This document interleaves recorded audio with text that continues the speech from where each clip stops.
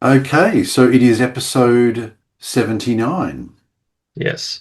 We've kind of jam-packed on subjects this time around a little bit. I think so, yeah. And it's kind of funny because until a few hours ago, I didn't have that much on my plate. And then I suddenly realized all these things that yeah, we should probably talk about. So, hmm so it worked out well. Yeah. hmm I didn't have too many on my list, but here we are. So the first one I want to talk about, I'm introducing a new category. At the moment, I'm calling it "Where Are They Now?" Although I reserve the right to change the name if I think of a better one. hmm Sure. But just a bit of background before I go on to where she is now.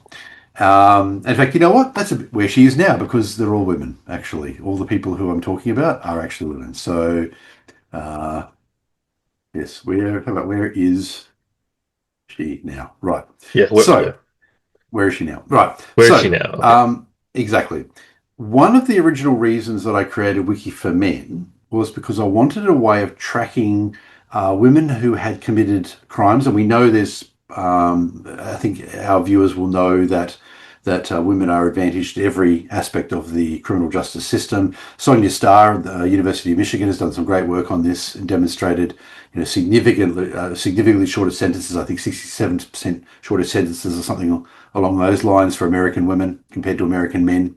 And I think I heard research showed that the difference between African Americans and white Americans was only 1/6 difference between men and women in terms of sentence discounting. So, anyway, I think I've talked about Sonia Starr before. Anyway, so one of the original reasons that I created Wiki for Men is I wanted a way of tracking what happened after the mainstream media stopped shining a light on these women who had committed offences, and I suspected, and in the few cases I'd looked at the time, it had looked like either the set they after sort of after the media's no longer looking, they get released or a massive sentence discounted and all that sort of thing. And I wanted a way to sort of more systematically track that. So Wiki for Men was a big part of that. And of course, I've had to wait many, many years. I think it was 2013 when I first launched it. So we're now 13 years in. And it's kind of around about the point at which this is starting to come to fruition. I have mentioned a few of these things over the years, and I've published a couple of articles on them and so forth, but I haven't really systematically done it. And I think the time has come that now I think we probably should be looking at these a bit more. You will find a few in the pages of Wiki for Men that I've updated, or as to where the women have gone to. But anyway, today I want to talk about Livinia Woodward. Now, Livinia Woodward was a woman who in 2016 was convicted for unlawful wounding of her then boyfriend.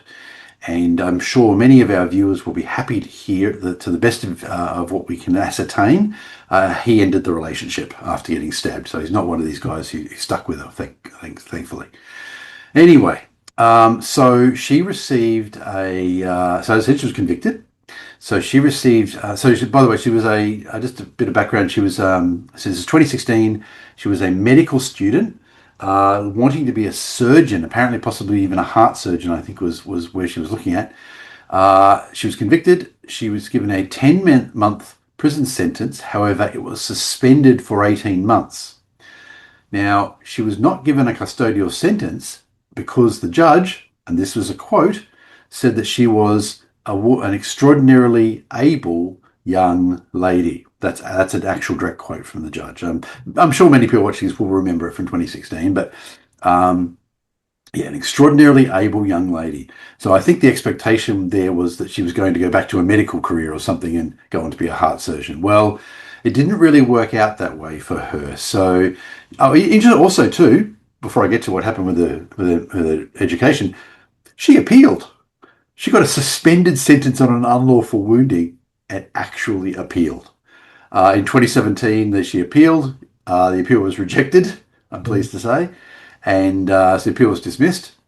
So she later withdrew from her medical degree. Now, I can't say definitively what happened, but having read about this case over a number of years, and as all this was going on back in the period 2016, 2017 through to 2019, I kind of got the impression she was encouraged to resign by her faculty, and then, because people have to have some confidence in their doctors and surgeons. So Exactly. Yeah. yeah, right. Anyway, so she did briefly say to the media at one point that she was considering law. but she seems to have dropped that idea. And as far as we can tell, she ended up a medical researcher. And to the best of, I've done a bit of research, and as far as I can tell, she's working in some sort of white collar job in the medical research field, which is, I don't think she's actually doing research. I think it's more like project management or something along those lines. So anyway, yeah, so there we are. So Lavinia Woodward. And everything I've said is publicly available. You just have to dig a little bit to find it. So Exactly. We're not doing any kind of snooping right here, right? It's just nope, this is all stuff that's out there. It's out there. Exactly. That's right. Exactly. Right. Exactly. So Go, no, go ahead. Go ahead. No. So that's all I really had to say on Lavinia. As I said, she's the first of I think where is she now? Is a good word. Is a good title for it. Yeah. And I don't promise to have one every episode, but like Men of Note, it's an optional optional category. But when appropriate, I will go through what the latest is on some of these women. Exactly. So we've got a few different categories. I know you brought a couple up, Vernon. There's Magic the Gathering you want to talk about, and of course Ann Widdecombe, the murder of Ann Widdecombe, that we want to talk about. I've got some comments on publishing at AVFM and what's been going on at AVFM, and then we've got the great men of history. We've got two of them today, and then Zoe McClellan. Anything else that gets added? Yeah, sure. So I'm still waking up because that's all right. So I kind of want to engage more and get some energy before we get into our great men of history. But one thing I wanted to talk about is that I was actually wondering because I wasn't the one that did the follow up research on what happened to Woodward, right? So if she stayed in this, because I'm being reminded that she was into the surgical field, and so someone who stabbed her boyfriend going into the surgical field, you're right. This is not going to inspire confidence. It's exactly. It sounds just a like personal opinion. Some kind of, but I strongly suspect she was encouraged to withdraw. Mm-hmm. Yes. Right. Yeah. It sounds like a subject of some kind of crazy thriller movie or something that. Exactly. It's not something. If I see, but it's if she did stay around, it's good that we're doing this because we need to kind of get the name out and right. And in actual fact, that's right. There is actually another doctor that I may mention later in none other than your state of Florida, who attacked an Uber driver, and the Uber driver was okay. It was only just a minor assault, but I do have some information on her, for example. So another episode I'll bring her up as well. So because it's always a her. There's a lot of them. Yeah, exactly. Yeah. So, all right, well, let's say publishing. So everything's good at AVFM. Publishing's just been a bit, I probably worried everyone when I said that before. Publishing's just been a bit slow. And the reason is because I've actually been doing some stuff behind the scenes, doing some technical work and just shoring it all up. A big part of it for me is making sure that the vast body of information that's on A Voice for Men and Wiki for Men and gynocentrism.com and the other sites survives long term. So I do quite a bit of stuff in making sure that we've got copies and so forth. And later on, I plan to actually put some of the material, print some of it, not so much necessarily to sell the books, although that would be nice, obviously, but just to make sure there are printed copies, because in case if the electronic data were to go away, at least the printed copies would be a final backup. So, but this information really needs to survive long term. And if you are running sites out there, I encourage you to think about this stuff as well, because most people don't think about this stuff a lot. It's very, very important.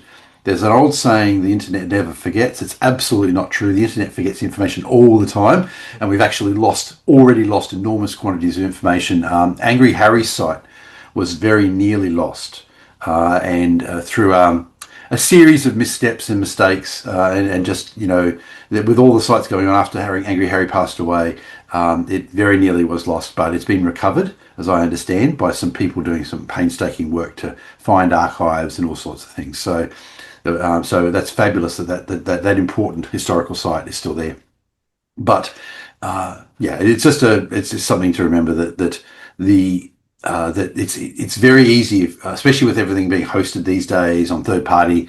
When your credit card fails, someone dies, their credit card gets locked out. Sooner or later, the hosting provider starts deleting the information. And there's some people who think that this era may actually be dark in the future, that not much information may survive. So someone looking back from the 25th century despite all the information we write out online, not that much of it may survive. So I'm hoping that's not the case, but it is something that has been considered. Whereas, say, we look back 500 years and we've got all sorts of books from that era that have survived intact. So even if some of the pages since the Industrial Revolution have yellowed, right? But at least we could read the information. Anyway, so if you run a site, just give some thought to this. Maybe consider, if nothing else, looking at printing some of the information, self-publishing it. Not necessarily to sell many books, but just to make sure that there are copies out there, and print them, by the way, and make sure there are a few copies around. I'm just been doing a bit of stuff like that behind the scenes, and that explains why there hasn't been much publishing going on, because I've actually got about 3 or 4 or 5 articles that I really want to get out, actually, including a couple of episodes of our show. So anyway, so that's the publishing. That's what's going on in publishing. Ann Widdecombe. So Ann Widdecombe was a British politician. Her death, has been global news. So I'm sure most of the audience knows about that. But she was a conservative, but she was also very much an advocate for free speech. And if you look at it, she got lots of hate from various groups over her conservatism and so forth. But if you actually listen to what she talked about, she was very much about respecting the views of others and giving people an opportunity to speak even when she didn't agree with them. That the type of thing that we advocate as well. And anyway, so poor old Anne was murdered. The police have been fairly coy about this. They initially, as most people probably know, arrested for questioning a 26-year-old and then released him, a man. Some people have been critical of British police because they specifically referred to him as a white man, which ordinarily they wouldn't do. If say somebody in another ethnic group, for example. So, and then he was released, but then a 28-year-old man was arrested, and I think the police are fairly certain they've got the right man this time. But obviously, guilty, innocent until proven guilty. It's just an allegation. But in fact, I have to check to see what's the situation with charging, because British police can only hold a person for a few days for questioning, and that must be coming up. That must be hitting the limit soon, actually. So, but anyway, so Ann Widdecombe, some people here will know, actually spoke at ICMI 21. Yes. 21, yes, exactly. Mike Buchanan was the one that spoke to her. Exactly, that's right. So she was happy to come onto ICMI 21, which is absolutely fabulous. So the videos are all online.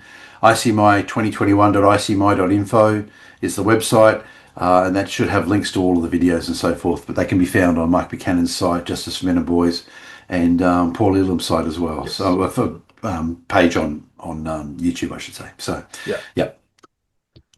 So anyway, so yes, Anne spoke at one of our conferences. So which actually means, and I just thought of this right now, that makes her the second person who spoke at one of our conferences who's been murdered after Marc Angelucci. Yes, that's correct. Just occurred to me. Yeah, I hope there hasn't been anybody else. But yeah. Right. So Marc Angelucci, of course, spoke at ICMI 17, and some other, which I was one of the organisers of, and some other conferences as well. I think 16, and don't quote me on 16, but he did speak at some of the other conferences as well. So right. Yeah. So that's awful to think that, isn't it? That, I mean, we've actually had 2 speakers that have been murdered. Yep. Right. So as I said, I encourage people to look at Anne's, material online. Judge for yourself. Don't believe the nasty things that have been said about her and have continued to be said about her since she's died.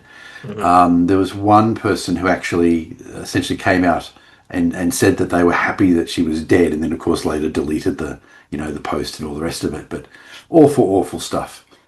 And unfortunately, that's too often the case among the people who would be, if I could call them Anne's opponents in discussions, and I would call them woke.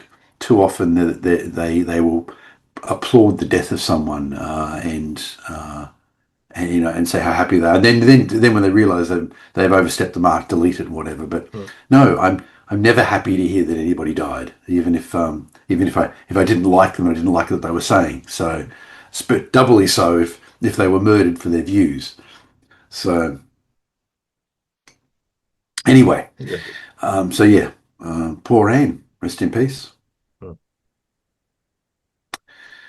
How are you feeling? I've actually reached great men of history, Vernon. Yeah, Have you had You made a coffee. Yeah, Have you had some coffee?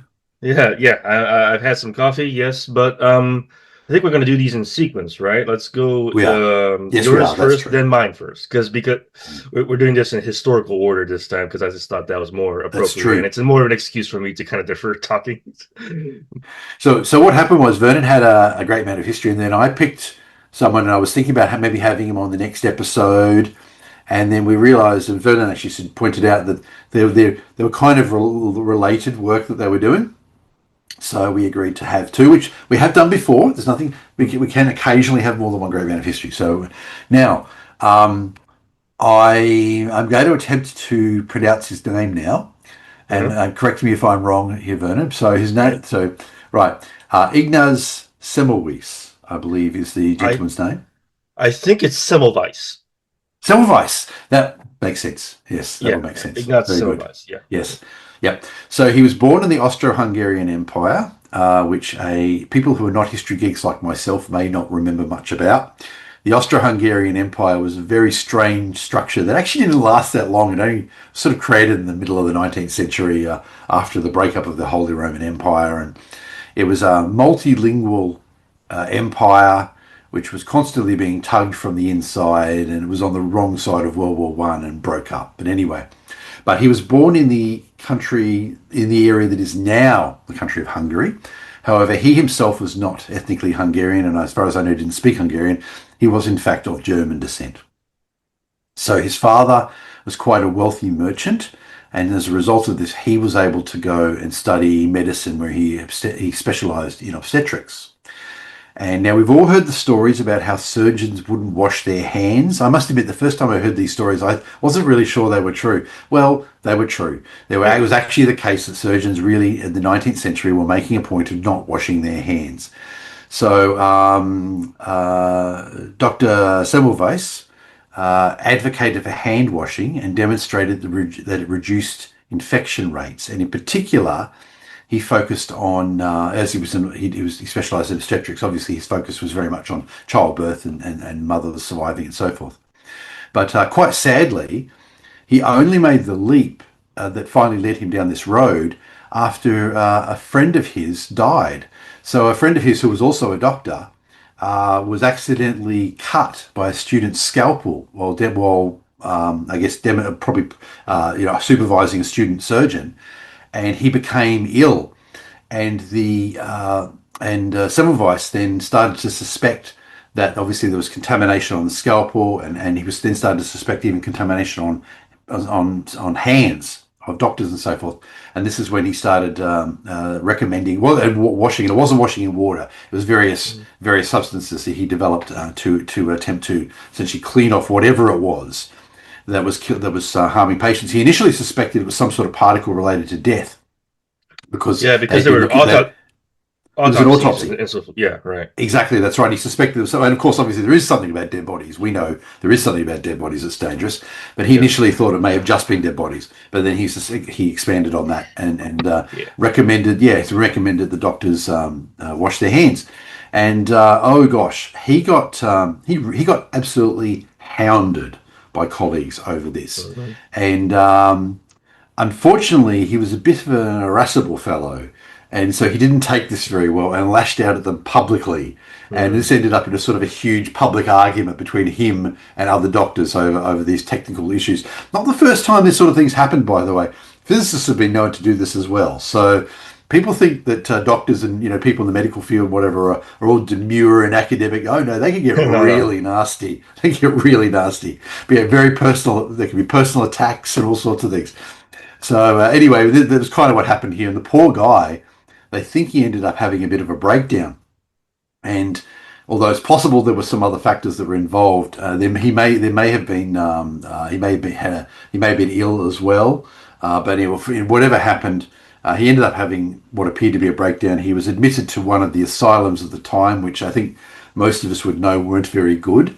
He actually got assaulted by guards and died 14 days later. Now, they can't say definitively the assault was what killed him, but the fact that it happened 14 days before he died, I think there's got to be a link there. So really kind of sad life in terms of he came up with this great idea, which has ultimately saved, huge numbers of lives. And in fact, he was called the savior of mothers because when they started applying his techniques, the mortality rate among mothers dropped precipitously, and he saved huge numbers of mothers. So yeah. Anyway, but it was only years after his death that the medical fraternity finally accepted what he had been saying. One of the biggest hints I think he got was that the death rate of the mothers where they went to have their children, the ones that are staffed by doctors who had worked on autopsies, those death rates were higher than the ones staffed by midwives. That's right. Yes. Exactly. That's right. There were two medical clinics or something, and one had midwives and the other one had doctors. That's right. The doctors it was something like 3 times the rate or something. Yeah. And he also noticed that because apparently some mothers were so worried about going to the clinic with the high mortality rate that they would deliberately give birth in the street, and they had a higher survival rate than the clinic. Yeah. So presumably they were going to clinic right afterwards, but even so, So, and that's right. I think you're right. That was one of the key things that made him have that leap as well. So, but very sad that he didn't live, and he was only young when he died, right? So, had he not died under the circumstances he did, he almost certainly would have seen the medical fraternity accept his idea, and he would have been lauded for it. Who knows? Maybe he would have got the Nobel Prize for Medicine or something. Who knows? So, that's why I insisted that he be upgraded from man of note, because his contributions are too good to just kind of merely note him. That's right. I originally had him as a man of note, and that's right. Vernon suggested, and when I thought about it, I thought you're right. With how many lives he saved, you're right. He's a great man of history. Yes, absolutely. So he shall go down our list. But poor guy. So, absolutely. But as I said, that he may have been ill. There might have even been a suggestion that he'd contracted syphilis or something like that. So towards the end of his life, he'd started going to prostitutes when he hadn't before, and maybe this was related to the breakdown too. And the poor guy, I think he ended up in a bit of a spiral at the end, which is pretty awful. So there's probably maybe there's a different reality out there where he recovered and got lauded for his achievements. But anyway. Absolutely. I like to believe in the multi-worlds hypothesis, Yeah, exactly. Would you like to continue? Yes. So I actually submitted my own great man of history this time. That's why we have 2, because I didn't want to put Semmelweis off the talk just because I had one, because they were too similar, and I think it's appropriate to kind of get them in parallel. So my great man of history contribution is Hideyo Noguchi. He was born as Seisaku Noguchi, but he changed his name. I'll get to that in just a moment. So to start off, he was a bacteriologist who became of a great note, which that too I will talk about. So he was born in a poor farming family in 1876. This is the pre-World War I era. And that family had a great deal of hardship and a lot of struggle. But what's worse, as a toddler, he fell into an irori. It's a sunken hearth inside the house. It's like a stove or something. Fell into a stove, burned his left hand, like at the age of 1 or 2 or something, like toddler age, and horribly damaged it. And so this kind of precluded any prospects of him becoming a farmer. So his family basically tried to, or his mother rather, tried to give him an education as like as something else to kind of fall on. So he struggled to get the education he needed, because he had to rely on a lot of financial help from friends and mentors as he was growing up and so forth. And he started started out wanting to become like a doctor in in what I believe was a surgical capacity, right? But he found over his training that much of his interests and long-term goals aligned with disease research. So he did some research at the University of Pennsylvania after leaving Japan. He kind of decided that America was like the place to kind of to go, and I think it was a toss-up between Germany and the United States, if I remember reading his biography. I did read his biography twice. Um, yeah, so his first key breakthrough was in researching snake venom. So he worked as a research assistant to Dr. Silas Ware Mitchell. He investigated the effects of snake venom, including hemolysis, which is the destruction of red blood cells, right? And also the effects of hemorrhage, edema, and damage to the blood vessel linings.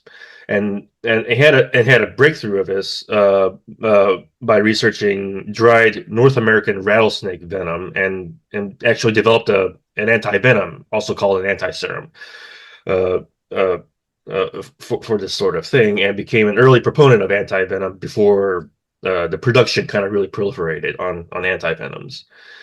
Um, so, sorry. During his time at the Rockefeller Institute for Medical Research in 1911, he successfully cultivated Treponema pallidum, which is the syphilis spirochete bacterium, and linked it to neurosyphilis, and found the spirochete in brain tissue of parents with paresis, which is kind of like a dementia and paralysis, right? And there's also tabes dorsalis, which is the slow degeneration of neural tracts in the spine. So the reason this was a breakthrough is because that he actually pointed that bacterial infection what is actually capable of causing mental diseases such as paresis, the dementia, which and so and led to insanity and so forth. But before this, syphilis was only known to cause physical symptoms. It was not established that bacteria actually caused mind diseases, mental diseases, and things like insanity and madness. So he wasn't the first to suggest this, but he was the first to point the evidence and present the evidence. So that's why he was considered really great. And he also tried to study. He attempted to study to make a vaccine for yellow fever in Latin America and in Africa. And in 1928, he died at 51. Sorry, after he traveled to Accra Gold Coast, which is now called Ghana. Uh, Several other researchers died studying yellow fever, and he was probably overconfident because he survived other diseases that he was studying before. But he died of the yellow fever, and yeah. Did you have something to say on that, or? Oh no, just saying, poor guy. Actually, it's awful. The Yes, way to go. Yeah, yeah. exactly. Yeah. Well, he was a workaholic, and he actually kind of had an enlarged heart due to the amount of physical stress he was putting, like researching and just working like on and on. So he really didn't pay a lot of mind to his body for the most part. So it kind of really affected him. The reason I bring him up as like a great man of history is because his response to the adversity, really, like he basically was kind of different from other Japanese at the time who were kind of more conformity oriented and very Mm. kind of good at the community minded. Well, he did accept help and then repaid the debts in kind, but he was driven by a vision to become great and come back to his village great, which he did, and so it was that early determination and willingness to kind of thrive and make something out of himself that really speaks to the Japanese spirit to me, and that's why he was really important for me to research. In fact, I made it a point to kind of see if there was anything on Noguchi uh, uh, during my visit to Japan when we visited the National Museum of Natural Science, and sure enough, in the edit, you should be seeing the photo right now. But yeah, I actually managed to find a carving of Noguchi, and I got a picture right there. quite proud of this. Yeah. And also, Well, yeah, and I was going to, I during my haven't been time. to the. Mhm. I was 'cause I haven't been to that museum. Must go next time in Tokyo. Anyway, go on. It's quite a bit of fun, and also during my time handling courtesy, I found a 1,000 yen note with Noguchi on it, and Oh, nice. yeah, it's less common than what's circulating right now, but it is a keepsake for me as far as I'm Yeah, concerned. Yeah, that's my great. wife actually did some looking into the bill in specific, and they either sell from $10, $11 to some guy who was trying to sell it for $1,000. I don't know if it's worth it, um but but I guess that this is something of note for them to sell. Maybe they misunderstood the currency rate. I don't know, I was thinking but $1,000, 1,000 yen, right? exactly. Yeah. Right. Yeah. I did say I was going to talk about how he changed his name. I almost forgot. Yeah. Oh, So yes. yeah, yeah. During his younger days studying, he was in addition to his, him working hard, he also partied hard, basically. So he was visiting brothels, and indulging in drinks and so forth. But at some point, it got to the point that he read this novel, about a college student who had the same name as him, and basically kind of mirrored him exactly. And the character in the novel basically went down a bad path and ruined his life. And he was determined not to become this guy, Oh, good. Yes. and changed his name to Hideyo. Now it was later found out that this was a pure coincidence, right? Like this author didn't know who this guy was or anything like that. It's none of that. But it's one of those things that can stick to you, right? Yeah. And yeah, so I can definitely understand that. Um, if I did not have anything else about him, that is I my great I man of was, history. thank you. I was just going to comment on probably how unusual it was to do what he did. As you say, he was probably a little bit unusual culturally in terms of Yeah. focusing on trying to get that greatness. As an individual, he left Japan, which is, I think, pretty unusual. It was obviously it was open at the time, but I think it was still probably fairly unusual to probably Yeah. go and Yes. study in North America, I would expect. Yeah. And then to go to Africa as well. So that's, yeah, Hmm. quite, yeah. So, Yeah. yeah, Exactly. I'm actually imagining that most have this kind of stereotype of pre-World War Japanese as something more militaristic and mm. kind of and savage or so forth. I'm pretty sure that stereotype tends to exist, but I So think this Noguchi is a counterpoint to that one. exactly, and this is the thing. Within any given country, you're going to have a vast array of people, and they're going to have different opinions. And even in a culture like that, there are still lots of different opinions that people will have, and so forth. So, absolutely. In fact, also to a bit of context, this is about what it was 1904, 1905 that Japan defeated Russia in the in a major naval battle that shocked the world at the time. So it's only a few years after that, and it's about 3 years before World War One starts. When, of course, and many people will not know this, Japan was an ally. Japan Hmm. was one of the allies during World War One. So, Exactly. yeah, Yeah. yeah, Yeah. Yeah. they There's more actually fought against nuance. Germany. Yeah. Yeah, yeah, exactly. Yeah, yeah. There's more nuance than anyone gives it credit for. I think people kind of Mm. want to tout what they want just to kind of make themselves feel better. But yeah, there's more to speak about this one, to be sure. Mm. But I think Yep. that's the beyond the scope for me right now. So Yeah, exactly. That's right. Yeah, yeah. But I said I was when of course the history geek in me starts keep thinking, thinking of things like. But yeah, it's an interesting era and not one that people probably spend a lot of time thinking about. But yeah, at that point, Japan and the UK, or I don't know if about 2011, not about 1911, but around that time, they actually had an alliance.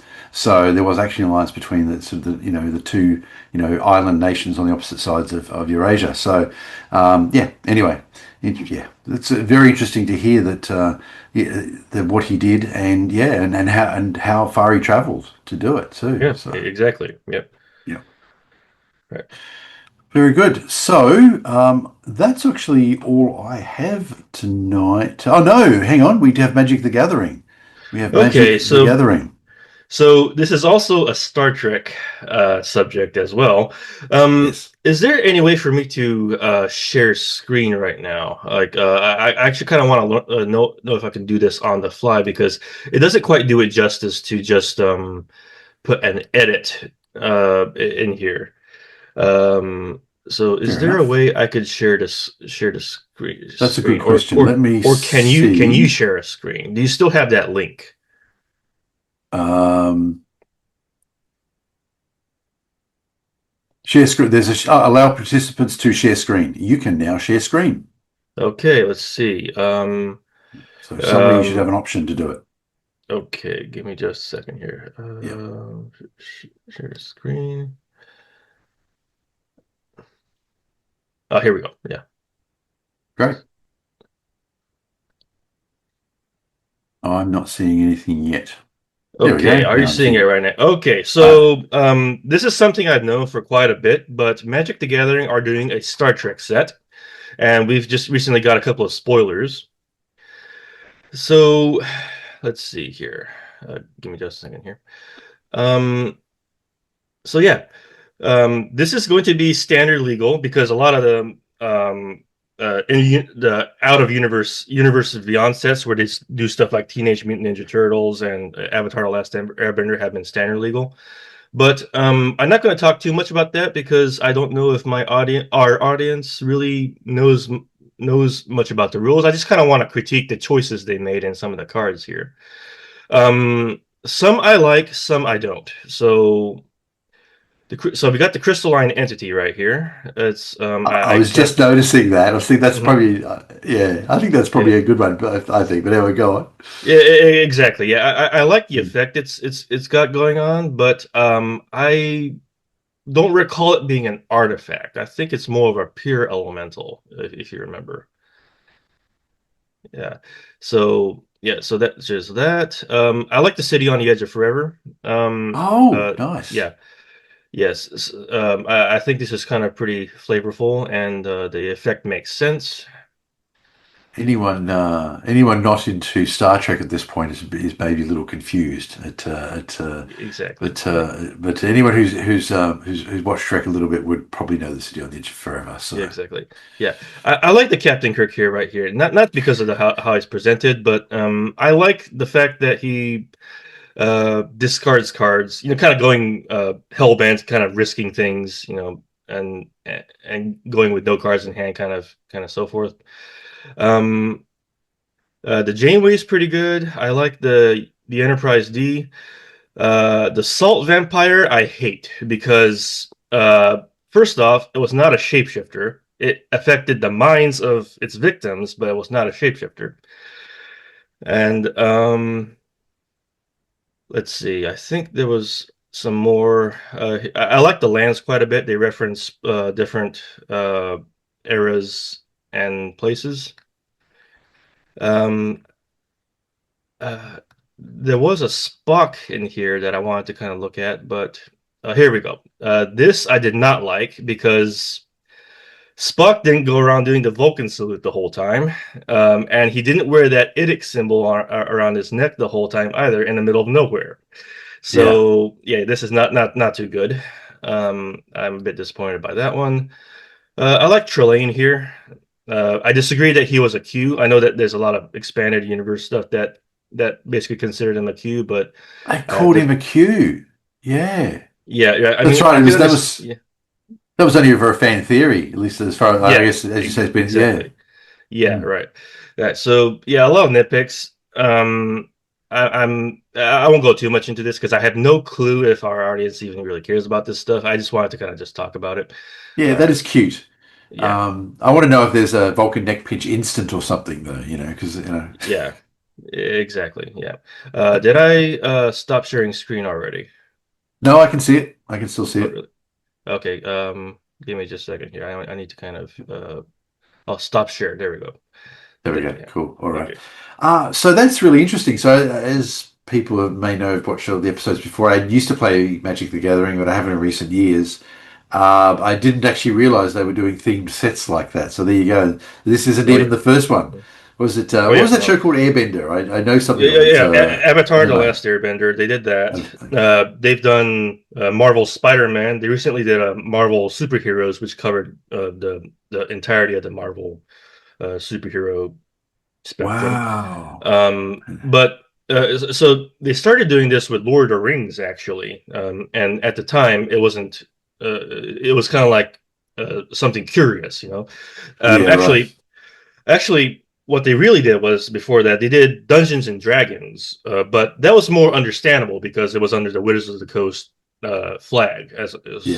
So yeah, but Lord of the Rings was the first one they did that wasn't. It was something completely new with a contract and everything. And since then, they have done Warhammer. Um, they've done what was it? Doctor Who for like a set of commander decks. And what else did they do? Teenage Mutant Ninja Turtles was a recent one. And yeah, now they're doing Star Trek, and I am still cautious, but they've been pretty tasteful about some of them. Yeah. They've been pretty good without the Doctor Who set because the I got the commander deck that had the first 8 Doctors, and that actually made me curious enough to actually pick up the early show and Right. watch it at some point. So, Okay. And now, did you say that these can be played in standard decks as in tournaments and so forth? so ever since what was the most recent one that was standard legal? It was one of them. But was it Avatar? It's one of them. It's not popping in my head right now. But for some time, they decided to make this standard legal and actually play it like a in-universe set. Yeah. Yeah. So there was a meme that somebody had been posting on Facebook that had anywhere from Pikachu to SpongeBob to Captain Picard going up against in-universe characters like Elish Norn or something. Uh, Yeah. and so that kind of highlights the state of standard right now. You know, Yeah. you're right. So yeah, because they have printed special counterspell that had SpongeBob doing some weird pose or something like that, which is an actual card, and you can actually Wow. play it. It sounds to me So like it'd be a parody or something, but there you go. There you go. exactly, it's Yeah. kind of Magic's in a strange way right now. So I think the big consensus on that one is that they're not too upset that Universes Beyond, as they call it, the where they're putting existing franchises into this, that they don't have a problem that this exists at all, but it's the frequency and the fact that it's kind of overshadowing the in-universe series, which is kind of Yeah. falling in story quality anyway. I think that's the main complaint I'm kind of getting from the more seasoned players. Yeah, I was just Uh, thinking that mhm, you'd probably want to really not do it too often, but it sounds like they might be pushing it a bit hard. mhm, Yeah, right. well Yeah. So that could backfire. exactly, and the fact that they're printing so much in the span, it used to be kind of like an event that a Magic set would come out, but Yeah. like next, like one like a month or two after the next set, we're all getting spoilers for the next one, and so it's pretty Wow. overwhelming at this point. Yeah, So, yeah. I mean, it's been going for a long time. Magic was launched in the early 90s. mhm. So I think I started playing in 95 or something, and it had already been around a couple of years at Yeah, that point. So, or a year or two. So, yeah, it's been going on. I mean, to be continuously produced like it has for it's I think perhaps almost unprecedented. There's a lot of like I do a lot of board gaming and so forth, but board games don't generally remain in print for that long and anything like that. Well, most of them. I mhm. guess there are probably a few that are very popular, but yeah, most of them will have a print run and maybe, and then eventually they become hard to find. Yeah, So let that mhm. be a warning to you. If you like your board game, make sure you get it when it's in print because you don't just assume, like I did when I was young, it'll always be available. Exactly, or Yeah. available in any competent sort of way, because it's my understanding that the woke is really creeping into things like Dungeons and Dragons Oh in the yes. books and so forth, and most certainly in Magic the Gathering. This is why I tend to Oh. bring this up Mm. on the show because of the woke infiltration they're really pressing the LGBTQ characters in such to a point that any straight ones are overshadowed, like vastly. It's an understatement to even say that. So that's kind of like where their mind is right now, and they're kind of letting the story kind of go to hell because of that, in which the story kind of used to be like a really big deal during the early days. So, I yeah. would have thought it's a shame. Excuse me. I would have thought that they would have learned, but one thing in the last, there's been a lot of pushback against woke, right, over the last, maybe particularly the last 5 years. But I would have thought about, my opinion was, not would have thought actually, I did think about 2 or 3 years ago that more people who were in large businesses were kind of getting it. And we saw companies, saying, oh, they won't make political statements anymore unless it directly affects their business and that sort of thing, which is all anyone was really asking for. It never ceases to amaze me that the people who, the say executives in businesses that are not getting it now, when well after they ought to have got it. So, and they're still doing this sort of thing when really times have changed, and a lot of people are now really tired of it. Not just a few of us as it once was. People are really tired of it, and these companies are still pumping it out. It's like they've turned up after the party's over, kind of thing. Mhm. So, Yeah, yeah. exactly. So, like back when Magic printed Lord of the Rings, they made Aragorn and his whole side black. So I'm not saying that Aragorn was like the white guy or anything, because I remember in the adaptation of Lord of the Rings I liked by Ralph Bakshi, I think he kind of resembled more of a Native American-ish kind of a guy anyway. Mm-hmm. So that's not the argument I'm making. But in this day and age, to do something like that, you know what the agenda is, right? So Exactly. yeah, That's yeah. right. A good example of that actually was they originally proposed making Doctor Who a woman in the 1980s, right? And I Hmm. was a kid watching Doctor Who at the time, and I actually thought that was an interesting idea. And I think I have mentioned this on a previous episode. And the reason I thought it was an interesting idea is because I realised they were coming at it from a point of view of the art, as it were, of the story, right? And also pointing out the fact that the Doctor, who of course is an alien, so there's no reason why he has to follow the same rules as human biology, and so I was fine with that as a kid, as a teenager, and I thought, well, that will make it for an interesting story. It'll be different and so forth. But of course, when they decided to do it later, I knew it was the ideology that was pushing it, and that was always the bit I had a problem with. Not the making him a woman, not the making Doctor Who a woman, the ideology, the ideological push. That was always the bit Well, I had a problem with.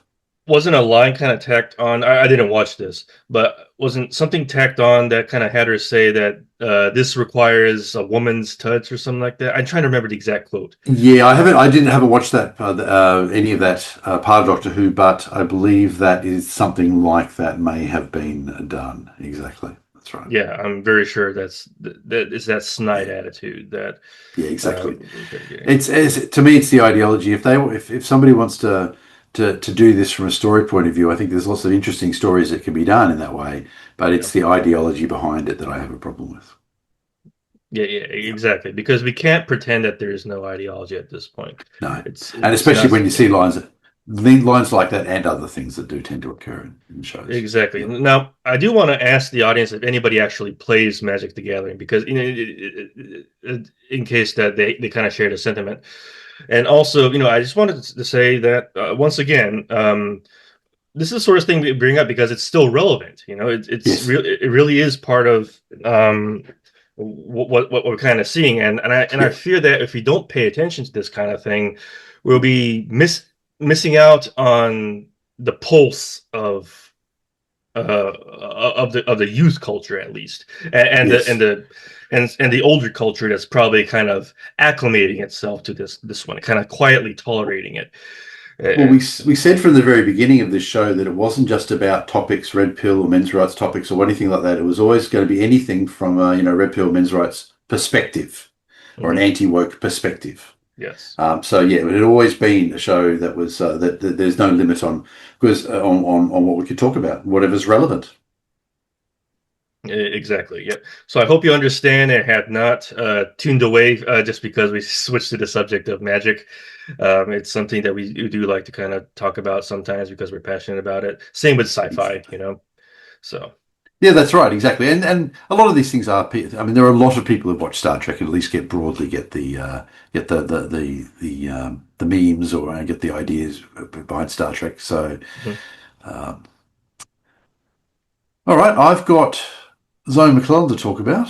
That Okay. would be it for me. Yeah, that sounds Okay, good. wonderful.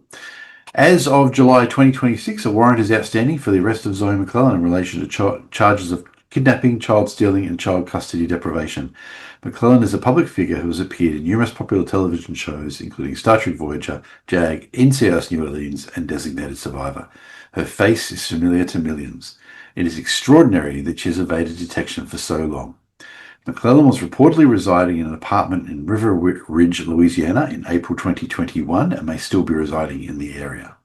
McClellan grew up in the area of Port Orchard, Washington State, and may have returned to the area. Some sources believe that McClellan has left the United States and is residing in Canada or Costa Rica. Prior to disappearing, McClellan was known to use the alias Sarah Chandler. Anyone with any relevant information should contact the Los Angeles County District Attorney's Office. Thank you very much. And See you let's in 2 weeks. and let's be sure that we have a "Where Is She Now" episode with Zoe McClellan. Let's make that happen. Yeah, yeah, One day we will, exactly. We will yeah. do that. Yes. If Mhm. she eventually turns up, and she will, we will have an episode on that. Absolutely. Sounds good. All right, I have to end on that. Thank you. Bye. Bye.